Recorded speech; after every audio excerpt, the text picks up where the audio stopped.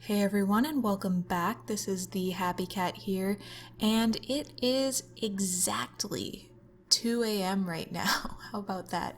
It is 2 a.m. on the dot on a Sunday night, and I just kind of feel like talking right now. Usually I try to, write something a little bit more cohesive, and I'm very particular about recording and re-recording even though it doesn't sound like it. I really don't want to regret or take down videos. My goal is that I won't cringe at my past self 5 years in the future. So maybe just by saying that, future me is already like, oh god, you're digging yourself in a hole, just shut up, just don't mention it, no one cares.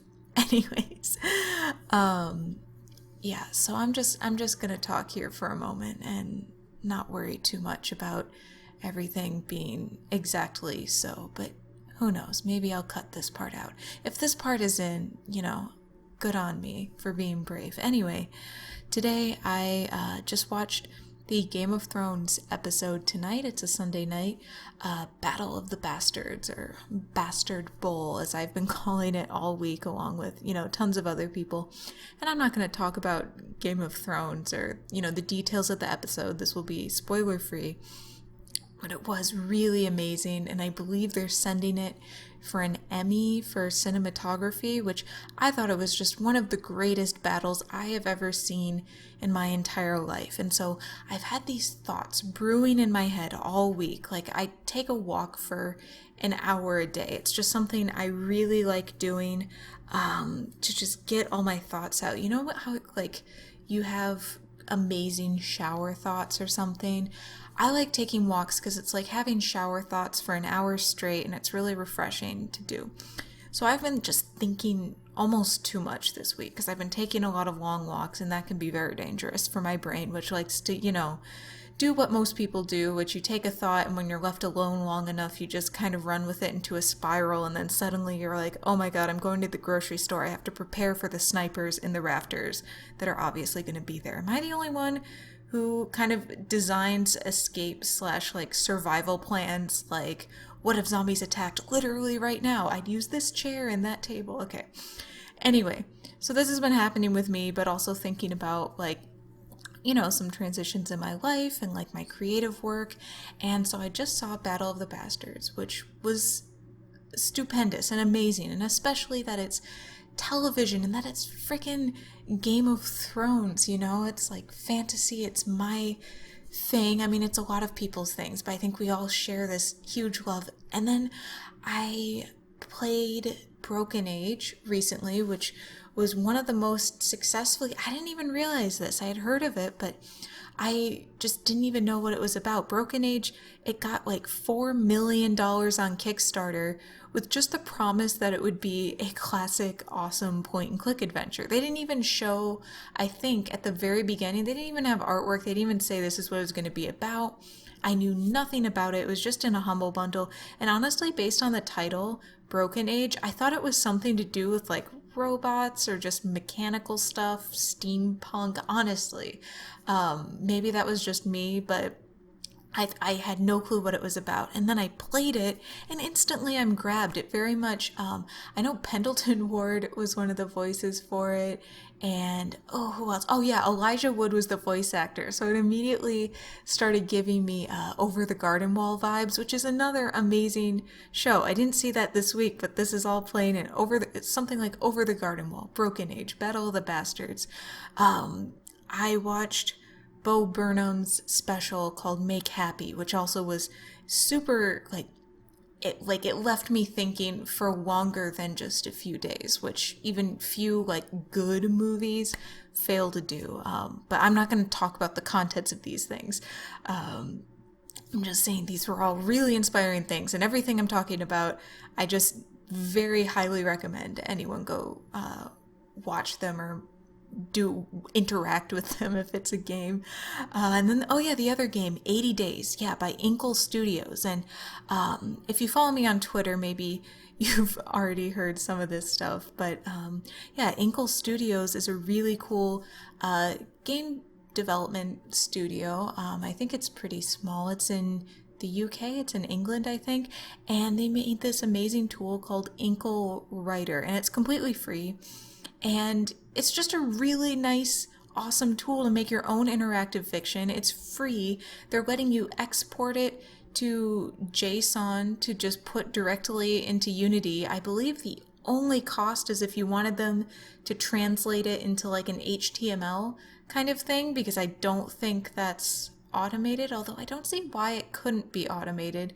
I don't know, but it's an amazing tool, right? Like, just the fact that that was out there, and interactive fiction is something that I think is so awesome, and the fact that that was out there and I had no clue.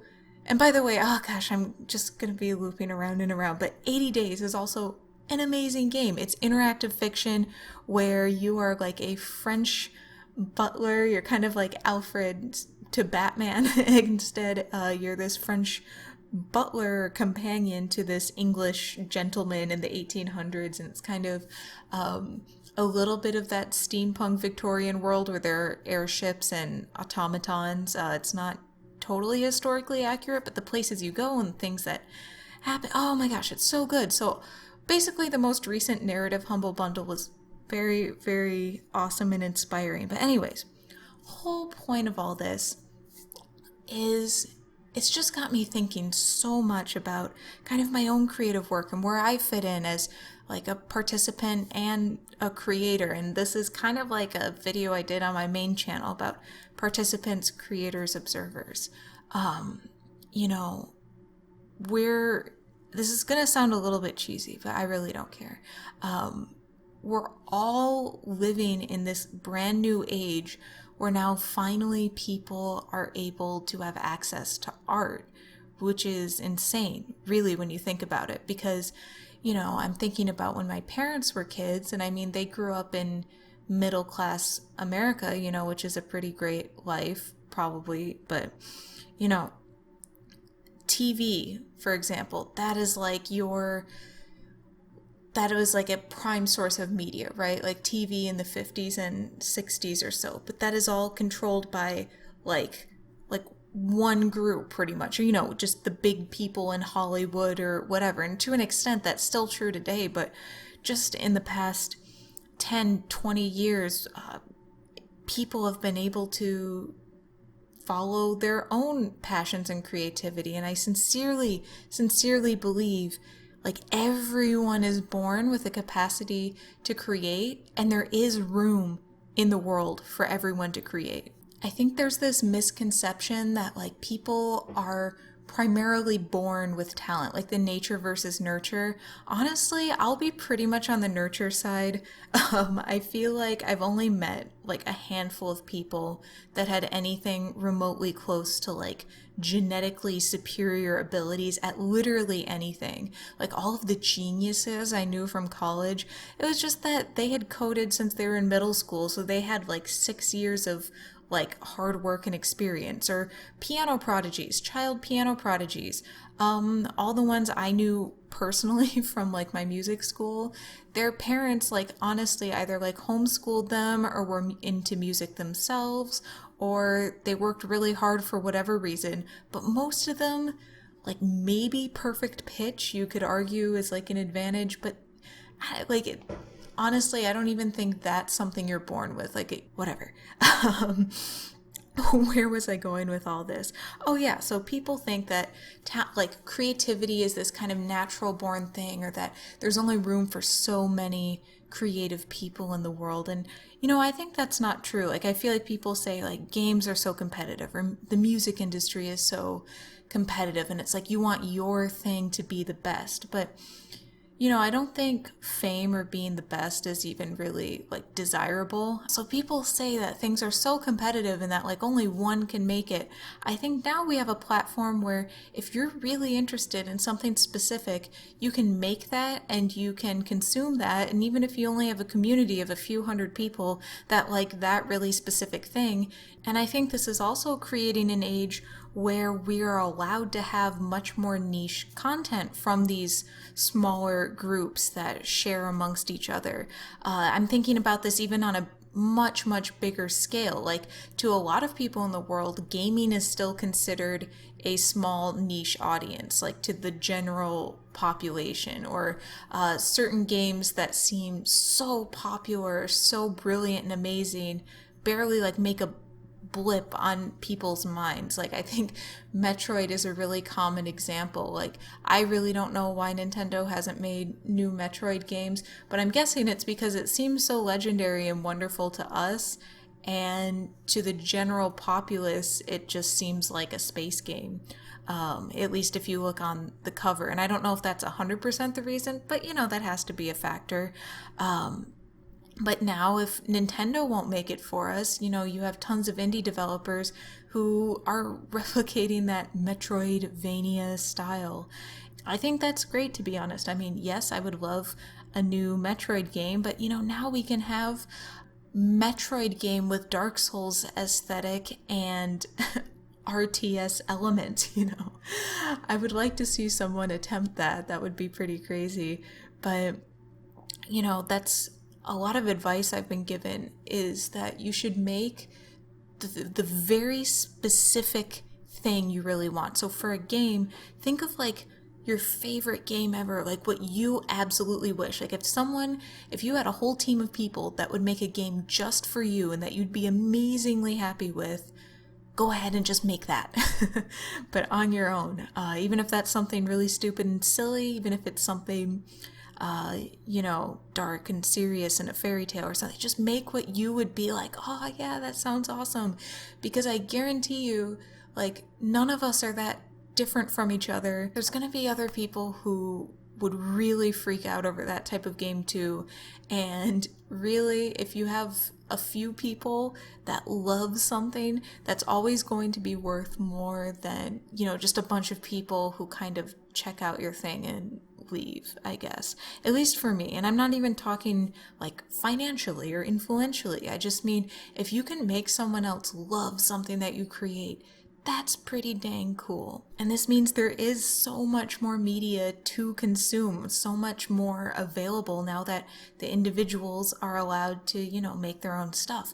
And that means that even if you like those super specific things and someone's made something like almost just for you, it's very possible that you will live your life and never see it. I always have that feeling after I watch something absolutely amazing, like, a show, when you feel that void. I'm like, it is inevitable that within a year I'm going to find a TV show, a book, a movie of the same caliber, and I will once again have this void, which is a really cool feeling, because it means even though this is over, I know there's something out there that isn't even on my radar that I know about, that is going to be awesome. And this reminds me of when I was a little kid. I always used to think, like, what if my absolute perfect best friend was somewhere out there in the world, but I'll never meet them. Like, I guess this is kind of like a Haruki Murakami short story. I'll post in the description if I remember, the 100% perfect girl or something. But I was thinking about this with a best friend. Like, what if my best friend in the whole entire world, like, lives in, like, China or India, which is statistically pretty likely. And, let's say they never travel to the US, or we just never cross paths, but personality-wise, in some divine, unquantifiable way, we would be perfect best friends. Although it is kind of cool because, my boyfriend moved here from India when he was really little, and so I'm just thinking, what if he never did? That would be so weird, because he's basically my best friend. A bunch of my friends from high school, their parents, moved here from China and Korea, and I'm just thinking, what if I never met them? They were like my best friends. But then with art, like, what's out there that I would adore? Who's out there that would be awesome to work with, where we are totally on the same wavelength? I guess the best example of this for me is, like, I had heard about Kojima through the stupid Konami drama. Like, I had never played the Metal Gear series in full from start to finish, with me, like, with my hands on a controller, playing the games from start to finish, the whole series, until just last year when Metal Gear Solid 5 came out. I'm like, I just gotta do this. I just gotta experience these. And I really didn't understand why there was all this stuff about Kojima. I just heard about him because of stupid drama. And it is amazing how many, like, how many people you hear about for just totally unrelated reasons. Like, you know, their death. And then suddenly everyone's listening to their music or watching their stuff. And actually, it's funny with E3, because I'm a total weirdo. Every time I see someone, and not even necessarily a Kojima type person, although I have read all of his bios and Wikipedia pages, but when I see like senior director at such and such a company, or like art director, cinematographer, whoever, like, you know, the people who are actually constructing and building the game, not necessarily the CEOs. Those people, when I see their names appear at like the E3 press conferences and stuff, I go and I look up their Twitter or I look up their LinkedIn, and I'm like, what did you do to get in your position? Not necessarily that I think, oh my God, they're gods or something, but I'm thinking, okay, you're in a cool position. You're presenting at E3. What did you do? I don't know. I'm kind of a weirdo. Like, a lot of people like stalking people on Facebook to dig up personal info. I like stalking people's LinkedIns. What projects have you worked on? Am I on the right track? That's the big thing. You know, when I was a teenager, I guess this is carried over since then, but I'm a bit more of a sane person. Like, I feel good with my life. Okay, I just really like to obsessively know people's professional lives. But as a teenager, I went to a really competitive high school, and it was a public school. It wasn't any like crazy private school or magnet school, but I went to a really competitive high school, and I wasn't necessarily from a competitive family. It wasn't like, oh, you better get good grades or you better be a doctor. It was actually, you know, just do what you're passionate about. And so I tried to do piano, and then somehow I ended up being an engineer. So it's kind of like the opposite of a lot of people's stories. And I remember this was like kind of my first, like, I felt like I was dumped into this world very suddenly where, you know, everyone seemed to have a talent. Like, there was so and so, and she played soccer since kindergarten on a traveling team. And then here's this other person who's not just nationally ranked at tennis, but is a violin prodigy. And then other person who's captain of science and math teams, which are both going to nationals. And then where you went to college was a huge deal. Like, it was such a weird bubble of like people comparing and getting into this school over that one. And it was kind of like reverse peer pressure. Like, you always hear about kids saying like say no to drugs, don't let your friends pressure you into drinking and partying and stuff.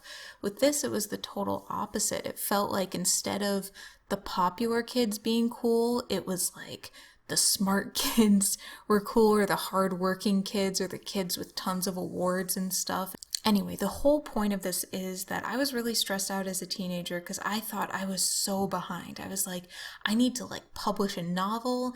I need to, you know, practice piano a bajillion hours a day and like have like some concert. I need to do something big. And then I see every day, I would see 6-year-old plays the same piano piece that I just spent a year learning. You know, student in Massachusetts has already published a research paper at age 15. And I'm just like, oh my God, I'm so behind. And, you know, it just felt so bad. Like, every time I saw someone else do something, every time I heard like, you know, even piano music on the radio, I saw other people doing well. I wasn't necessarily like jealous. I didn't hate them. I just felt really bad. I felt like, man, I should have been doing that, right? And it was really kind of inhibiting because anytime the way teenage me would have seen this, so you know, at the beginning I was saying how I played all these cool games, I saw all this amazing media, and it's so awesome. Like, I had an awesome week. Teenage me would have looked at that stuff and been like, man, I wish I could make this. I'll never be that good. This is from people who are actually talented, who were born into this, and they did it, and they're better than me. You know, which is so not true. So the whole point of, I look up people's LinkedIns because I'm always so interested. Like, how did you get to where you are? Like, were you already successful at like age 20, or did you do random crap until you were 30 and then now you're 40 and now you're where you want to be? Like, I'm always so interested in seeing that in people, because I feel like if you just look at the CEOs or the big successes, you're always going to get the kind of self-defeating stories where it's like, man, why didn't I invent Facebook at age 21? I feel so behind. I am now 22 and a half. Oh no. So then I thought, I heard that most successful startups, and you could argue a startup is like any kind of new creative thing too, were started by people in their early to mid 30s, because you have experience and stuff, but we always focus on the Facebooks, the Mark Zuckerbergs, the young people, the one hit first project ever, but it's amazing, so they must be godlike. So right now, actually, when I was a teenager and I, worked through my shit, I decided, you know what, I'm gonna do like my first cool thing by age 30. I feel like that's a decent amount of time, and it puts me on this weird life deadline. So age 30 is my target. I'm sure I will keep raising that age as I go along, because here's the other thing. Whatever level of success you achieve, that just becomes your new norm. I know for me at least, I can think of like 2 or 3 things that I consider real, like crazy achievements that blew my mind, and I was really proud of myself. There's just like 2 or 3 things that I can think of. And even then, it was like after about like an hour or like a day, it was my new norm. That was now the standard that I was playing at. And so instantly you look to the next thing that seems cool. So that's another reason why I'm really, really, really just enjoying the process. I jokingly say that I want to do something cool by age 30, but this sounds once again so cliche, but cliches are there for a reason, I think. I'm really just trying to enjoy the journey, because I realize I feel really alive, I guess, or really good. Like I have a great afternoon if I spent the whole day writing, or I spent the whole day coding. You know how like after you go for a run, you come back and you feel like I just exerted energy. That felt good. Feels great to just write about stuff, write stories, dialogue, whatever, all afternoon, write code all afternoon, because it was like I just did stuff. And hopefully one day, I can show you guys what I'm working on. Until then, I hope YouTube is a more frequent way to share, because oh man, I was getting so stressed out because the thing that I'm working on, I was like, man, I've been working on it for almost a year, and it's gonna take a few more years before it's anything that I could even show as like a sample. And then I just scaled it back a ton, like scaled it back a lot, reinvented everything, and it feels like such a breath of fresh air. And young success, it's not necessarily like a good or bad thing, but if your first projects when you're really young are wildly popular, like you can probably think of a lot more examples than I just gave. When your first projects are wildly popular, that is now your new standard. And so I'm not necessarily saying that's bad or you will be unhappy, but I think it's a very tough and kind of stressful position to be in.